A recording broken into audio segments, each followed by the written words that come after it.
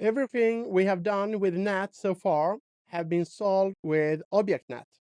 If we look at the NAT configuration with show run NAT, we will see that all part of the NAT configuration is being solved with object NAT. We create an object network and we create some kind of NAT statement under that. Now we need to use twice NAT.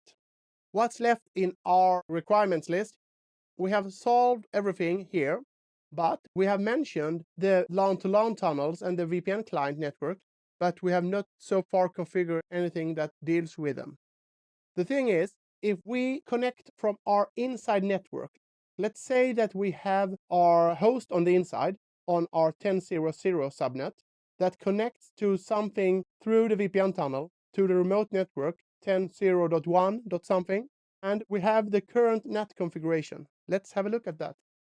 We have a NAT configuration that says object network inside net, which is the 10.0.0 subnet, and we have a NAT statement from inside to outside that dynamically NATs the source, hides it behind the .201.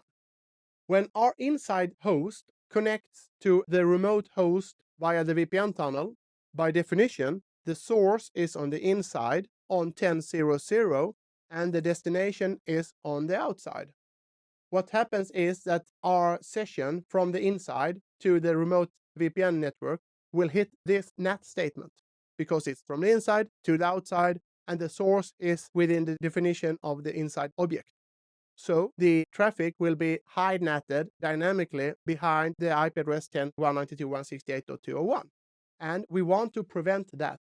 To do that, we need to say that traffic from our inside network to the remote network should never be translated. In order to do that, an optional, a policy-based NAT that only NATs or not NATs if there is a specific destination, we cannot use object NAT. We need to do twice NAT. I will show you how to do that. First of all, twice NAT uses objects. It uses objects, but you do not configure the NAT under the objects themselves. We need to create objects. Let's take this line here. We need to say that traffic between that subnet and that subnet should not be natted. The local subnet is already created as the object inside net. Let's create an object called remote-net. Object network remote-net. It is subnet 10.0.1.0 show run object. So we have created an object that defines the remote network. Now we will not do NAT under the object. We will do a twice NAT, which is a global configuration. So I do exit once to get back to the global configuration mode. And here as well, we have NAT available as a command, but it is not under an object. It's important that you remember and understand that we are not configuring anything under an object right now, which will be visible when we see the configuration soon. When we do twice NAT, we also specify two interfaces between parentheses. In this case, we say inside, comma, outside. The syntax here is a bit different and more complex than for object NAT, but what we can do here is to say that the source should be statically natted. The source in this case is what's on the inside, and that's the inside net. We specify twice. First, we specify what it is untranslated, and after that, what it should be translated. Since we do not want to translate this, we specify inside net again. After that, we specify the destination as a keyword, static. Destination should be the remote net. We specify that twice because we want to say what to translate it to, and we want to translate it to the same subnet, so we do remote net again. Let me show you. Show run NAT. We have here our object NATs as before, but this one is what we just created. You see the difference? This is not under an object. This is a global configuration line. We do a show run. We see the entire configuration of the firewall. We have our objects and we have everything else. And then we have NAT statements and we have our object NATs here and we have the twice NAT here. It's a global command. It's not indented. It's not under an object, but it uses objects. It says traffic from inside to outside, where the source is inside net and the destination is remote net. If it is traffic from inside net to remote net, then the source should be statically natted to the same, to inside net again, and the destination should be statically netted from remote net to remote net. The same again. Simply, what we say is that traffic from inside net to remote net should be not translated. This static net actually is bidirectional by default. So it means that if we mirror this, the same will apply. Traffic from remote net on outside to inside net on inside should be netted so that remote net source IP should be the same and the destination inside net should be the same. This works in both directions. This actually says that traffic between those nets should not be netted.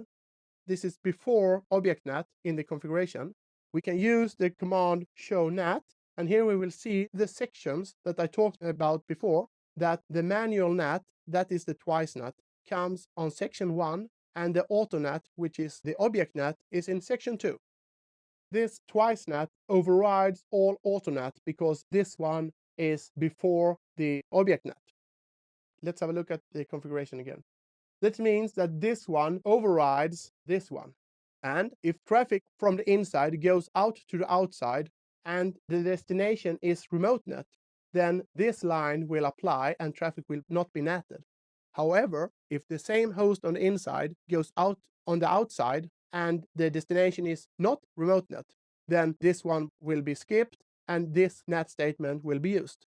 For all traffic going out on outside when the destination is not remote net, the source will be dynamically hide netted behind this public IP, while when it goes to the remote net, there will be no net.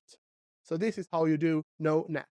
And actually, no net is what earlier was called net zero in an earlier implementation of the firewall. This is how you do the net exemption to say, do not net explicit this traffic. And we have done that for the LAN-to-LAN tunnel. We also need to do the same for the VPN clients. Because if we have VPN clients on the internet, they connect to the ASA firewall outside interface, and they will be given an inside IP address from this subnet, and the same applies. So we need to say that if the traffic is between the inside and the outside, and is from the inside here, and the destination VPN clients, it should not be netted. So we do exactly the same. Then we need to create the object first, object network VPN clients. And we do exit here because we do not want to do a object net. We do net inside, outside, source static inside net, destination static VPN clients. Oh, sorry, I didn't do the object network VPN clients, subnet 10.0.99, and we do a like that. Show run net. We'll see the net configuration, and we'll see that we have two twice nets, and rest is object net.